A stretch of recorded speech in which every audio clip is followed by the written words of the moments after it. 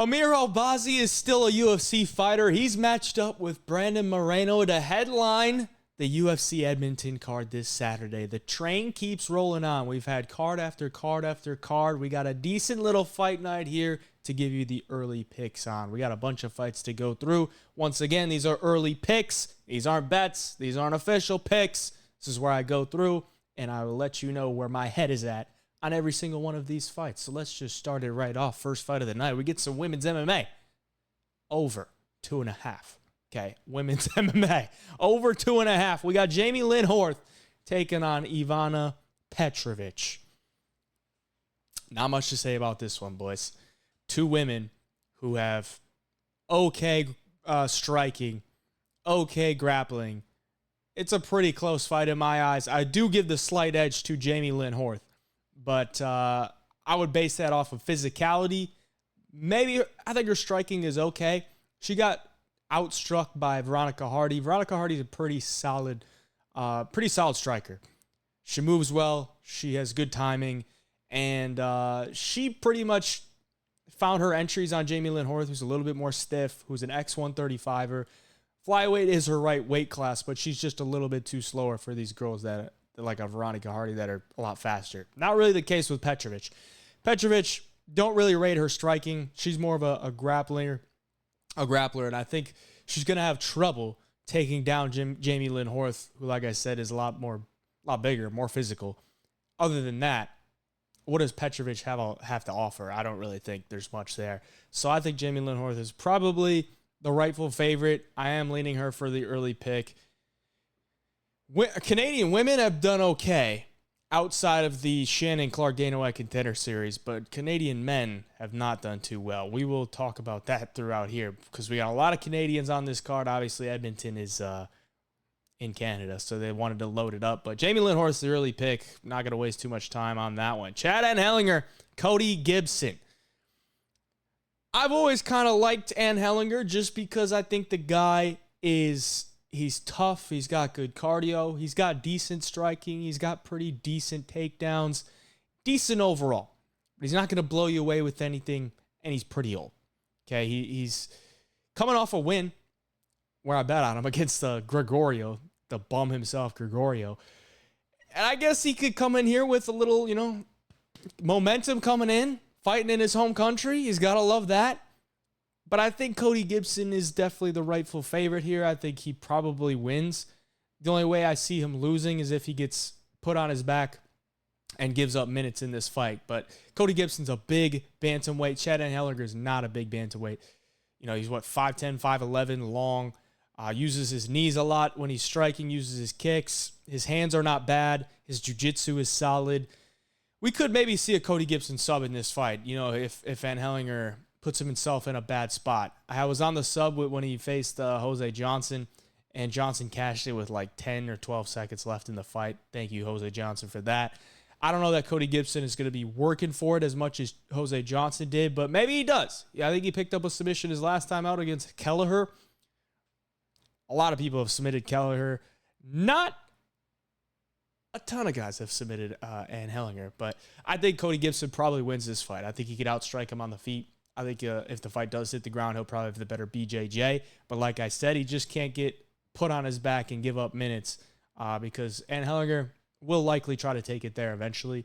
And that's probably how he loses. But Cody Gibson is the early pick. Another one. These prelims are pretty.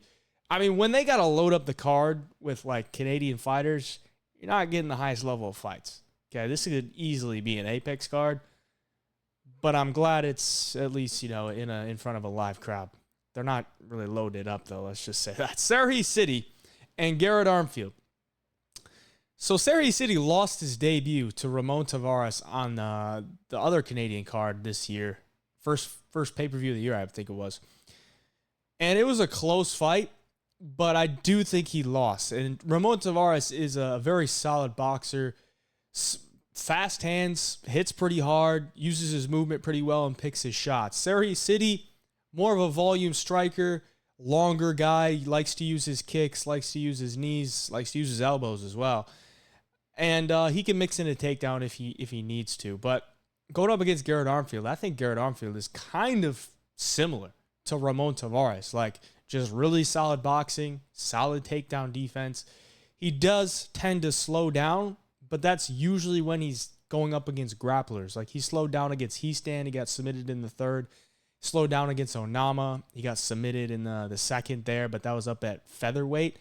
I actually think this is a decent matchup for Garrett Armfield, and Garrett Armfield is 1-0 in Canada in the UFC. He beat Brad Katona on the Canadian card earlier in the year. Same one as Sidey. So I'm going to pick Garrett Armfield. That's kind of what I'm thinking right now. I think Garrett Armfield, I like his hands. I think the guy has really sharp hands. He can throw a ton of volume. His takedown defense is always improving. His ground game is always improving. He almost actually submitted Brady Heastan in the first round of that fight. I think he could outbox Sidey here, but he's just got to get into range because Seri is pretty rangy. But he does like to walk guys down, and he kind of gives up his range in a lot of those scenarios. Also notice when I was watching some film, just a couple fights, Sidey throws a lot of kicks where he leaves himself wide open. I could see a potential where we see a little counter from Armfield when Seri's throwing those kicks, and he could find a knockdown, maybe a knockout. We'll see. But I think Garrett Armfield is probably the more dangerous guy here. Give me Armfield for the early pick. We're moving on to the heavyweights, the big boys. Alexander Romanov and Rodrigo Nascimento. Nothing like some middling heavyweights. And yes, the number 13 and 15 heavyweights are definitely middling because Romanov has been just a disgrace to the sport, honestly. Like, the guy, he's so up and down. Like, he was looked at as like, oh my God, this guy's a crazy good wrestler. And then he had that fight with Tybura where he gassed out. And then he got finished by Volkov. And then he picked up a win against Blagoy. And then he got finished by Joe Taname. So I don't know, man. This guy's, he's up and down. We know he's a good wrestler. He can get takedowns, but he doesn't have the gas tank to back it up if he doesn't finish you in the first round. And his striking is pretty abysmal. I think it looked okay against Blagoy, but Blagoy is literally just a punching bag. Rodrigo, on the other hand, never been super high on the guy. I think he's just a fat, light heavyweight. Like, the guy, he could definitely make light heavyweight if he wanted to, because he's just all gut, all tits. But his skills are okay. He's got solid BJJ. His stand-up's okay. He's got a decent little jab, decent little 1-2. Leg kicks are solid. He's going to have the better gas tank in this one. I think if he does get taken down by Romanov, he's probably not going to get finished. So I do probably favor Nascimento to weather the early storm, take over later as the fight goes on, and pick up either a late round TKO sub or just ride out a 29-28 decision. But he's got to be cautious of that first round. Romanov is a big boy. If he gets on top of you, he could definitely put you away. But Rodrigo Nascimento is the early pick. Moving on to my fade, my always fade, my forever fade, Jack Shore. Never been a Jack Shore guy. This dude was like undefeated for the longest time. I think he had like 5 or 6 UFC fights where he just stayed undefeated. And I'm like, this guy is not that good. Okay. Just because he's from Wales and he's undefeated doesn't mean he's good. I thought he was a fat bantamweight. And then he moves up to featherweight. And I'm like, holy shit. This dude looked tubby at bantamweight. And now all this, he's like too big to be fighting at bantamweight. Bro, you could maybe chisel out a little bit. Maybe gain some muscle, get rid of some of that tub, and you could be a true bantamweight. But no, he's just said he's going to move up to featherweight. He fights Brito. Brito destroys him. Okay, I don't rate Jack Shore. I just don't. Not that he's an absolute bum, but he was way overhyped for what he was. Way overhyped. He's facing Youssef Zalal here. I like Zalal. I think Zalal's got a really solid game. I think his kickboxing on the feet is very technical. Doesn't put himself in bad situations. I think his wrestling is solid. I think his BJJ is solid. I think he wins this fight. But now we're kind of seeing how things are going. Sportsbooks are catching up on Jack Shore. He's plus 200 underdog here. I know I said this ain't a betting show. But Youssef Zalal does find himself in some close fights when he's not finishing them. This is actually the dude that gave Ilia Topuria his toughest fight. Okay, he went to a decision with him, won a round on Ilia Topuria. I got to go with Youssef Zalal. I think he wins the fight. I think he could maybe find a finish with a sub, but Jack Shore does have a pretty solid ground game. That's probably like the best part of his game. He's just like he's a vanilla fighter, honestly. That's probably why I don't like him, and the fact that he's pudgy. But Youssef Zalal's the pick, and I gotta ride. I'm always gonna fade Jack Shore no matter what. Charles Jourdain, Victor Henry. Charles Jourdain is also, I love Charles Jourdain from just like a person perspective. I think the guy's funny. I think the guy is fun. He puts on fun fights. But I always thought he's been a little bit overhyped just because he's kind of a fan favorite. And that does tend to come with some hype that isn't really warranted. I look at Victor Henry. The guy is old. I don't like that. But I think skill for skill, I think he's probably better than Charles Jourdain. I think Jourdain moving down to bantamweight is probably a good move for the longevity of his career just because he's a pretty small featherweight. And he had to go up against guys like Jean Silva, who's thick, hits hard as shit. Sean Woodson, who's like 6'1", maybe even taller, like tall as shit. Like he found himself in some matchup where he's like, yeah, I'm not a featherweight, I'm a bantamweight. Makes sense. But also moving down a weight class, I think there's a skill gap every time you move down in a weight class.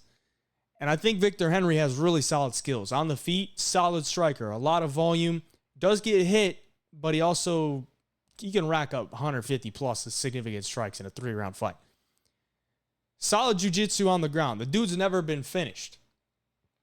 I'm going to pick Victor Henry just because I think his ability to put up the volume is going to be there. I know he's durable. I know his cardio's good. I know if the fight hits the ground, he ain't going to get subbed, and maybe he could find a submission himself.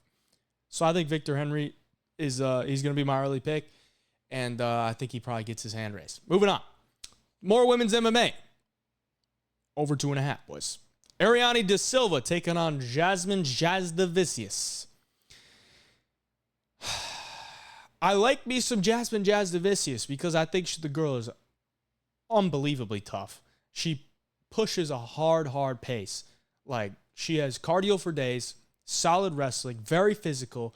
Rarely do you see women fight this physical. Jasmine, very physical fighter. She wants to get inside, drag you down to the ground, rinse and repeat, just make life miserable. On the feet, her striking is not very good. She's very hittable, but like I said, she's tough. She can take some shots, and she'll just keep walking forward. I think Ariane De Silva has probably the more skills when it comes to MMA. She's got really solid striking. I think her ground game has improved a ton. I think her takedown defense has improved a ton. But I think Jasmine's just going to be a little bit too physical for her. I think she's a huge flyweight for one. And when you look at when Ariane De Silva loses, it's usually when girls are really physical with her. Last fight against Karine Silva, very physical fighter herself, took her down, was able to wet blanket her in a lot of situations. Earlier in her career, she was giving up TKOs on the ground just because girls were beating her down. I think Jasmine probably wins this fight just based on pure aggression, pure physicality, just imposing her will like she normally does. So I'm going to take Jasmine Jasudavicius for the pick. But overall skill set, Ariane De Silva is very skilled, very solid striker. I love her kickboxing, but I just don't know if she's going to have a ton of opportunities to use it in this fight. So I got to go with Jasmine. Ayman Zahabi, Pedro Munhoz. So very weird matchup because we got Ariel Helwani here going up against Munhoz. And I think Ariel, he's super old for one. I didn't really realize how old he is, but he's coming off a crazy win as an underdog against Farid Basharat. So I don't know if that's going to make him overvalued. I would tend to think so. I would tend to think people are going to overvalue Zahabi based on his last performance. And he looks solid in that fight. I think he clearly won. He was a big underdog, great win. But Munhoz has been fighting a lot better, guys. And I know he's not had a lot of success as of late. If you look at like who he's losing to, like he's losing to Cheeto, He's losing to Kyler Phillips. You know, like, this is different level. I know Farid's good. I know it was Javid. It was Javid, not Farid. Javid Basharat. Javid's the lesser of the Basharats. Farid's definitely a lot better. But I think Pedro it'll probably be a close fight because I don't think Pedro knocks him out, or I don't think Zahabi knocks him out. I think the fight probably goes to a decision. And we are in Canada, so maybe you could get some home cooking on the Zahabi side. But I think Pedro's leg kicks, his movement, overall durability, probably just the ability to just come forward and walk him down, could maybe get him the win. So I am leaning with Pedro Munhoz, but I do think it's probably a 50-50 fight. And I'm not too crazy about betting Pedro Munhoz at this point in his career. Very old, had a ton of miles, and maybe this is the time that his chin cracks, but he's never been knocked out. And I don't really see it happening here with Zahabi. I don't think he's the biggest power puncher.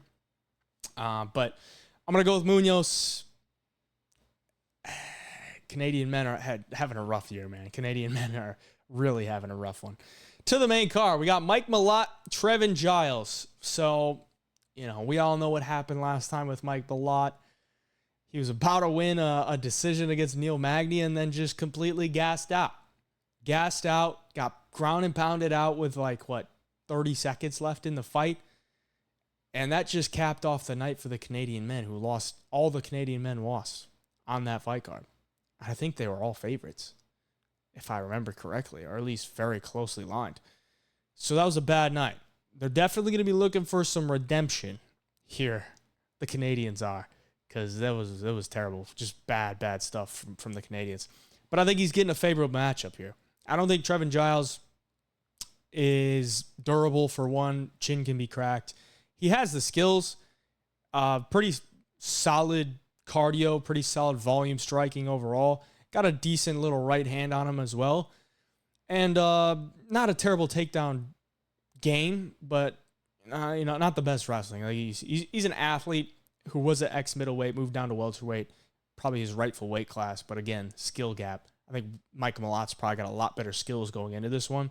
It's kind of just about putting them together and putting them together for 15 minutes. Because if he can't get Trevin Giles out of there, then maybe he could gas out again. But I do think he probably does get him out of there. I think Mike Malott, very sharp striking early on in the fight, at least when he's got some energy, and very, very dangerous submissions. So in all reality, I think Mike Malott probably finishes Trevin Giles. Giles has been finished multiple times throughout his career. The chin can be cracked. He can be submitted pretty easily as well. So I'm going to go with Mike Malott for the pick. I think he gets a little redemption here. I think it's a pretty favorable matchup. It's a guy that they kind of wanted to get behind to be the face of Canada, and he screwed it up last time. They kind of want to get him back on track here with Trevin Giles, who seems like the guy that they feed to all the prospects that they want to win. So give me Mike Malott. Marc-Andre Barriault, Dustin Stoltzfus. I've always liked Marc-Andre Barriault just because I like his game, where he'll take a beating for 5 minutes and then come back and just put it on you the last 2 rounds. It's great. But sometimes he does get starched in round 1, which is not a good look. I don't think Dustin Stoltzfus is going to knock him out in round 1. And I do probably see Stoltzfus slowing down as the fight goes on and Marc-Andre kind of taking over. I think this is a step down in competition for Barriault. Kind of weird how, look at these matchups, and the Canadians kind of seems like they're getting favorable matchups. Barriault's the better striker. He's probably not the better grappler. Stoltzfus has some solid grappling, solid takedowns, and his striking's not bad, but it's just nothing that's going to, hurt you that bad, and it's not anything that's going to blow you away to be like, oh my God, I don't know what's going on here. Very, very conventional. I think Marc-Andre probably just throws a ton of volume, takes over as the fight goes on, either gets a late finish or a decision victory. So give me Marc-Andre Barriault for the early pick. And damn Stoltzfus, man. Stoltzfus has had a rough go about it. He's not a bad fighter, but he's fighting a lot of solid guys. So tough for him, but Barriault gets his hand raised there. Kyle Machado, Brandon Ribeiro. So here we go again with Kyle Machado heavyweight, moving down to light heavyweight. I looked at some pictures of him. Looks to be in great shape. Okay, I looked at him before. He was definitely a fat heavyweight that could have made light heavyweight.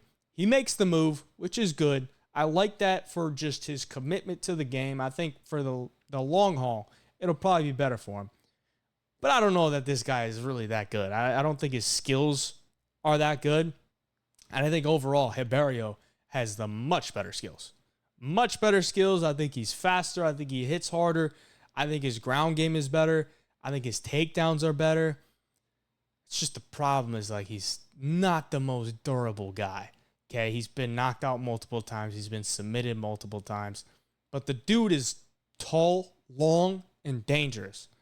And I don't know that Kyle, who's been fighting these fat heavyweights, is going to react well to the speed that's coming at him. So I'm kind of tending to lean with Brennison Ribeiro. Now, Kyle Machado is a guy who built up his regional career in Canada. So he's an honorary Canadian. He's Brazilian, but he's honorary Canadian. So that's why they put him on this card. And honestly, I could see him getting knocked out. Okay, he got dropped by Dante Almeida. Dante Almeida sucks. Dante Almeida sucks. I think Brennison, if he goes out there and his chin holds up, I think he could win. I think he's the better fighter overall, skill for skill. Machado moving down in weight, I think he could feel that. Could feel the speed and just the overall skills. So give me Brennison Ribeiro for the early pick as the underdog as well. Derek Lewis, Jonathan Diniz. Very interesting matchup. This is probably one of my favorite matchups on the card because Diniz, I remember the guy from Contender Series. I bet on him there. And you could see the kickboxing that the guy has. I think he's still undefeated. The guy has really solid leg kicks, sharp hands, and for a heavyweight, he's pretty fast. Takedown defense could be improved, but Derek Lewis probably ain't going to be shooting takedowns. Maybe we could see it early and just maybe, you never know what the fuck Derek Lewis is going to do. He come out flying knee. Never know. Maybe a little head kick from Derek Lewis. That's the thing. You just never know what you're going to get from Derek Lewis. But Diniz, the more technical striker in this matchup, no doubt. Not as seasoned as Derek Lewis. Derek Lewis fought the who's who. We know he's got big power in that right hand. We know he's got the ability to end the fight at any point in time. But he's also older. We've also seen him start to fade down the road. And when he's going up against guys like a Rodrigo Nascimento, who we kind of, before he fought Rodrigo, we knew who Rodrigo was, right? We kind of knew his limitations, and I felt good about Derek Lewis finding a knockout in that fight. We don't know the limitations of Diniz just yet. Okay, he's still undefeated. He's young. He's only been in MMA for a few years. Long history of kickboxing. I think he's the better striker in this matchup. And he is the favorite, I guess. Not really crazy about laying a favorite against Derek Lewis. And this isn't a betting show. But my early pick is probably going to be Jonathan Diniz. I think he's too fast for Derek at this point. And I think Derek, considering where he is at in his career, the signs of adversity start to show up. I think he's probably going to be quick to take the door out. So I will take Jonathan Diniz for the pick. Moving on. Aaron Blanchfield is a co-main event. 5-rounder. Aaron Blanchfield, Rose Namajunas. I think Aaron Blanchfield is not good. I don't think she's very good. Now she's, 24, 25? She's definitely still improving.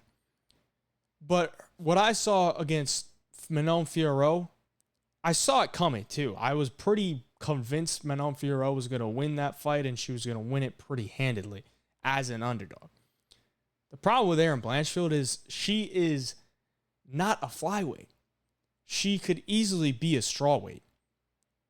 I don't know why she's not. Maybe she just thinks she's going to grow into her body at 24, 25 years old. But she's not very physically strong. She's pretty soft-bodied, and she's not the tallest girl. We saw that against Manon Fiorot. Manon Fiorot is a full-grown woman who's tall, built, and had really solid takedown defense. Very strong girl. And she was just able to shuck off any takedown attempts from Blanchfield throughout the fight. able to move very well with her striking, and Blanchfield looked terrible. And I kind of thought that was going to happen. And I think this is actually a pretty similar matchup because I think Rose has very good footwork from the outside. Her striking, she's in and out, very sharp striking. Blanchfield has no head movement whatsoever. She has no ability to set up any type of strikes. She just throws these arm punches out there to try to look for a takedown. I think Rose, with how seasoned she is as a fighter, how technical she is as a striker, I think she should probably be able to figure that out, stuff the takedowns, and outstrike her for 5 rounds. The problem is, if Rose does get taken down, I don't think she's going to get finished, but she could give up some top time in the fight, give up some minutes in the fight, but it is 5 rounds, and I think Rose's championship experience will come into play here. And she's honestly looked good at flyweight. She lost her flyweight debut to Manon Fiorot, very close fight. I think it was a split decision. But either way, it was very close, and I think she broke her thumb in like the first round. Then she picks up 2 wins against Ribas and Tracy Cortez. And I know Tracy Cortez was on short notice, but Tracy Cortez is actually a very similar fighter to Erin Blanchfield. But Cortez is definitely a flyweight, and Cortez has much better striking. Blanchfield might be better as far as when the fight hits the ground and like finding submissions. But Cortez is solid wrestling, very solid takedown accuracy. And she's the better striker. So I am leaning Rose in this one. I think Rose gets her hand raised here.